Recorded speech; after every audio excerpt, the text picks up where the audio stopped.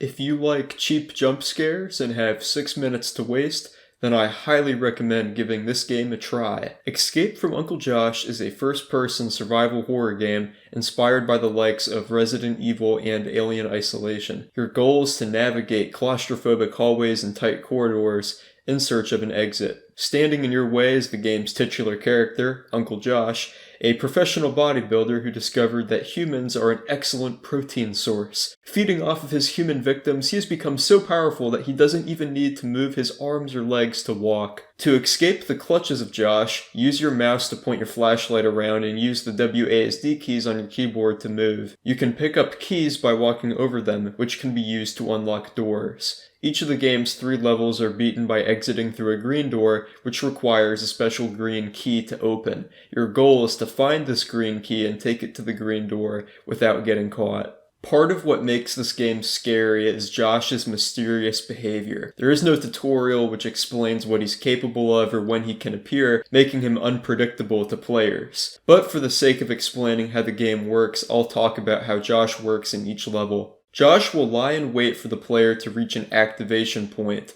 which causes him to begin following a predetermined path in a circle. If you get too close to him, he'll begin to ignore the path and walk towards you. If you manage to get away from him at this point, then he'll resume navigating the path. You can tell if Josh is nearby by listening for the sound effect which he plays as he walks around.